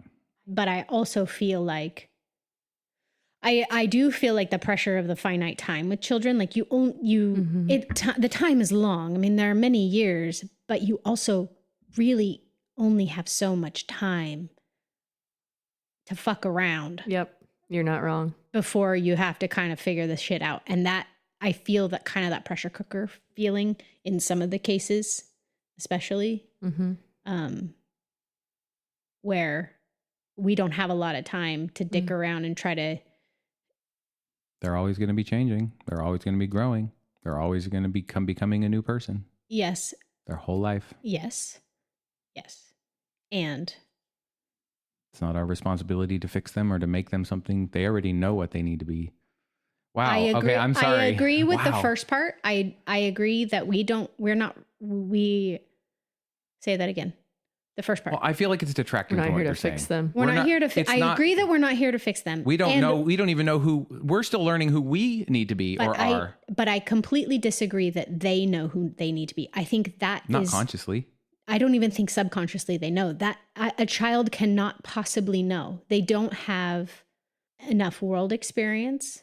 They don't have, I mean, that's what starts to happen in each of those major stages of growth. It's like when they're 2/3, they realize they're a completely separate human being from you. And now they have some sort of autonomy, which is when you start to get like into that terrible toddler stage where they're like, no, which is not that terrible. It's just like the assertion of power. So they get to that space. That's only one step. A 3-year-old does not know who they're supposed to be yet. I actually agree with you. And then that's a different topic than what I said. In puberty, well, kind of. You said it's not our job. I agree with that, and I'm still going to reiterate what I said. I also agree with that. Yeah. I just think it's a different. To me, that feels like a different topic. Like maybe. Most adults also don't have enough life experience to have any idea who they are. Yes, I agree with you. Kids have no idea consciously. When I say subconsciously, or maybe I should be saying unconsciously. Unconsciously, that being that's in there is made of love and curiosity. And it knows what it came here to do. It knows what it wants to be doing. Consciously, it's just toddling around interacting because it has it's starting all of its inputs from scratch. And as an adult, we have a responsibility because we want to keep them from getting smashed by a car in the road and to keep them from accidentally coming in contact with fentanyl and dying or electrocuting themselves in a light socket to death. They're going to hurt themselves, and that's not our responsibility. So you're here to keep them from dying. But you want to keep them from dying so that they have a chance to become what they know. Like are they going to be interested in art? Are they going to be interested in school? Are they going to go down some path that feels wrong to you? But if you let them go down that path, ultimately they are going to get to where they were going and find their art and find their purpose. This is a spiritual and philosophical perspective conversation. Nobody's ever going to be right or wrong. Extremely. Yeah. Yes. So it's just like, that's a good point. Are you moving forward when you're interacting with children in a way that feels true to you? In that moment. You know, it's hard. Like you can have absolutely nothing and a child knows you love them and they turn out just fine. Yes. You can have everything and treat them like absolute shit and they turn out pretty wounded. Yeah. And eventually find their own healing. And those are the extremes. There's also a bunch in the middle where you have most of everything they feel like you they have need. to do lifetime therapy to figure themselves out. And I agree with you. There isn't a right or wrong. And the unsettled feeling in me is that we still have to take a step. 100%. And what step? And the mixed message to a child, I feel like can be detrimental. Yeah. So now we have to define a mixed message. Have to be detrimental, but it can be. As a human being who wakes up as a different human every day, because we all are, whether we want to believe it or not, we're just simply different, even if it's microscopically, and that aggregates over time. What exactly are you talking about? A mixed message being now you have a child and it's your responsibility to guide them, and you're a different person every day. And so you're going to have at least slightly different version, and that's what they're actually going to see. And so if you're trying to convince them that you're saying the exact same thing every day and you're being consistent and everything is always consistent, you're trying to set up this artificial model that doesn't actually fit what a human is, because humans are not consistent. There's nothing consistent ever about humans. Some humans spend their life trying to look consistent, but that's a mask and it's not real. And it takes an incredible amount of energy, and it ends up with kids who are getting one message from you and seeing a different message from you, because you can't trick kids. You can make them trick themselves eventually. And so what is a consistent message? Hold on, pause game. Are you guys familiar with Gabor Mate? Rings a bell, but that's it. So I'm thinking of tea. Yerba mate. Yerba mate. Oh, yeah, okay. yeah. Never mind. Carry on. Totally. I walked right into that. He talks about in one of his books, and I can't remember which one, 'cause I haven't read all of them, but Gabor he Mate talks about how, let's say that I have two children named Mia and Logan. Mia had different parents than Logan did, even though I'm the same person, like physically Absolutely the same person. And so what it sounds like you're kind of saying is kind of his perspective, where you're not the same as a parent to a child, to the siblings. And so siblings will walk away from their childhood and grow up and get in arguments about what they experienced in their household versus what the other one did. And it's like, we didn't technically have the same parents. Nope. My sisters and I have talked about that so many times. That sounds so true. Yeah. And so I haven't thought of it in that way before. Yeah, the way he lays it out is just so kind and gentle and just easy on the brain. But I'll try to look that up. Yeah. Well, and as a parent of Mia and two children who might be named Mia and Logan, I had a completely different experience and appreciate the opportunity to shift my parenting accordingly. To the because the children are different too, right? They're You're not different. raising the same kid. Absolutely. But I also learned so much about things that it could be instead, you know? And so, yeah, so there's no way that they had the same experience. Yeah. The oldest child has a completely different experience than the youngest child anyway, because there's sometimes less resources, sometimes less attention, sometimes less personal focus, where you're just like, you are very responsible. You know, it's just like your finances in that time of life could be entirely different. You could have postpartum depression with one child and not with the other. I mean, it's just, but it's fascinating, right? Because like objectively, obviously it's also very painful. Yes. I don't know which book it is, but I can lead you to a podcast episode where he talks about it all. Oh, we'll okay, good. Yeah. That sounds interesting. It is. And actually, I think if you deep dive into you're going to be That's fine. I'm always looking for the next. He's just so gentle. The next way to acquire Jewish new language. Mm-hmm. And he was a doctor for a long time, and he talks about I'm pretty sure he calls it people pleasing. He talks about people pleasing a lot and deconstructing that as well. So, well, that video that I sent the two of you about that guy that was about addiction, where it was like the man was talking about how he has this addiction, and I think he was addicted to heroin, and he described the feeling of it. It was warm and safe, and it filled a hole. Filled a hole, and then the other man he was talking to was Gabor, and he was talking about, so the heroin essentially Angela, created you're the home space of safety that you had been lacking. And the other man was like, I have never really even thought of it that way. I don't know how I forgot that. You're the one that I went into a rabbit hole. You did. You texted back and you're like, rabbit hole. Yeah, and I did. And I went into it, and I ordered a documentary about Gabor from Canada. Is like, I couldn't find it anywhere streaming, and so I found it on the internet from this small production company, and I ordered it. I haven't watched it yet. Sweet. Yeah, so we might need to watch that too. It's about him and his life. That video is super comforting just because of some stuff that I'm experiencing with some of my family members right now, where I was just like, oh, I'm never going to understand, because I haven't ever felt that feeling. But it's so hard to step into someone else's worldview. Yeah. Especially if it's so different. Mm-hmm. And we have different parents. Yeah. For instance, you're my dad. Yeah. But I'm not Angela's dad. No, that would be weird. Yeah, you're right. That would be weird. Which is why I'm not. Also, because you're sometimes just not her I dad. feel a little bit like your mom, because you asked me similar questions that Mia asked me. She's like, Mom, I have a question. Mom. And you're just like, I have a question. You're so wise. I actually recorded before you and I sat down. Did your interview. Yeah, Mia called you right before that, and I just found that recording. I left it out of the thing. Gosh, I almost put it in the She's the best episode. voice in the world. She wanted to know about the war on drugs. Yes. Why was the war on drugs a thing? What's with the war on drugs? Yeah.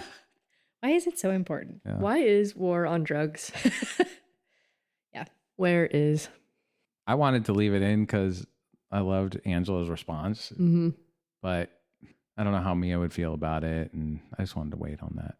Yeah, totally. She probably wouldn't care. She probably wouldn't, but we can always it just put felt it like out it as felt a like clip. it felt like the right thing to just leave it out for that moment. Someday. I could make an entire podcast of Mia's phone calls. That's true. Oh my gosh, that would be incredible. That's true. Actually, we could set one up. She's so I don't cute. think she would want me to do that. Ergo, good choice, Michael. Ergo. No, not heretofore. Heretofore, good choice. She appreciates that she can ask me pretty much anything. I mean, every once in a while I'll be like, hey, be careful there. But yeah. I'm pretty sure there's several people in the world that feel that way about talking to you. Pretty sure. Which is weird because I feel like I'm a very judgmental 100% person. sure. I think we all are. Yeah, you've had a lot Depends on the day. fence structures based on your wounding that you've had to keep you safe, but you're just getting less and less interest in those types of less structures. fancy. Yeah, you're more of You're less fancy. You seem kinda less fancy today. Coming more of a Is it Horizons my girl. sweatshirt? It's not so fancy. Yeah. Good one. Good one. It's got my fancy casual. sweatshirt. It may not be it may not be fancy, but it's expansive. It's very expensive. Oh wait, it's not fancy. It's expansive. Oh my Wow. gosh, that's hilarious. We can make Wow. a t-shirt. How did you just do that? Well, expansive has Wow. been the thing for my brain for a long time. It's not Every time fancy, someone it's says- expansive. Every time someone uses the word expansive, my brain hears expensive with a southern accent. I remember you saying that like 3 days ago. And now I found the opposite of it. fancy. Yeah, but Expansive. Oh, that's so fancy. Whoa, what accent is that? like the next time you talk to somebody and it seems like their walls are really up, and be like, that's a little fancy. But say it like that, that's so a it's little- like not I'd be like, this fully whole thing? audible. Yeah. That's a little fancy for my expansive taste. That kind of doesn't make sense, actually. That's the thing. Words are completely disruptive, dysfunctional, and awesome. I love them, and I hate them, and I love them. And I hate them. You're like word bipolar. They're so interesting and unuseful sometimes. I am word bipolar. I'm Michael. I feel a lot of different ways, a lot of different times. Word. I'm still just as fidgety at the end of the episode as I was at the beginning. What time is it? 12:55. Oh, you have 5 minutes. Oh, jeez. Okay, I have a question. Okay. This is a question that Michael sometimes asks, but I have a different way to ask it. Okay. What is the current fear story that you're working on the most? What keeps showing up for you? Mm-hmm. What's the Marebear fear fair? Ooh. Current fear story I'm working on the most. I don't know if I've been conscious of it. It's so hard to answer that when you're not currently in a fear loop, dude. I think I could answer it for you. You maybe. Where for you? Let's hear what you think. I think just based on our current sets of conversation, I think it's remaining stuck. Oh, yes. Yeah. Duh. That's yeah. what keeps coming That's up. exactly It seems it. like it. That, Yeah, I've that been- wouldn't be I've mine, been- though. Steeping in daydreams about otherness, Mm-hmm. other paths. Things you want to explore. Mm-hmm. Well, that was a fun conversation. Mine is financial. My financial fear stories. Staying stuck financially. Yeah. It's all the same fear story. It is the same. It's like specific to financial. Agreement Hi, 5. 15. Michael, what's your current fear story that you're working on the most? I'm not afraid of anything, especially not staying stuck. Yeah. Yeah. I like to ask, what's big in your consciousness right now? Like, what's uppermost in your mind? Becoming a famous podcaster. See, that's a different question than what's know. the fear story. I know, That's from a joyous world or whatever that phrase is. and we I've keep been using. getting this reaction enough where people are just like when you talk to somebody who has a joyful cosmology perspective, it's going to be hard for them to come up with something because they've kind of faced the concept of fear. And so I'm like, what am I actually like? If somebody has something that they want to talk about that they're afraid of, that's so interesting to me because fear is so interesting because it's a darkness that's hiding so many different things. But otherwise, what I actually want to know is, what are you thinking about? Like, what's big on your mind? Is it politics? Is My it dog. your dog? Great. Yes. I love her. Yesterday, That's Louis. she rode in the back seat different than without my dog. barking and whining. And that was a huge win for me. Because it's very stressful that she rides in the front seat all the time and we almost die a lot. And then I took her to an outdoor restaurant and she chilled. Nice. And I got teary-eyed Yeah. because I was like, this is all I've been wanting. Yeah. Is to be able to bring you with me to do the thing.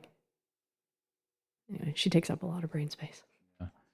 Well, I mean, she's a child in just about every sense of the word. And 100%. what can I think of the breed name? Golden Retrievers are not notoriously like, Chill. Not Yeah. the young ones. The old Yeah. ones are nothing but. yeah. And they're derpy. Yeah. You've risen to the challenge. Yeah. And I'm we love her. exhausted. I'm so tired all the time. But it's great. It's great joy. She brings me great joy. I appreciate the space to talk through all this stuff. Thank you for the question, Angela. That was fantastic. Yeah, thank you. It wasn't a question, it was a topic. Thank you for inviting me Topic. here. Yeah. Thanks for being part of all this, Mary. Yeah. You It's come for all the fun. even invited or no. Yeah, I really do. It's great. I'm getting better at that. showing up. Yeah. Can't wait for next time. Same. Yeah, let's do it again. Somebody else pick the topic. Great. Or I will. Great. We'll figure that out. Okay. Peace. Cool. Bye forever. Bye.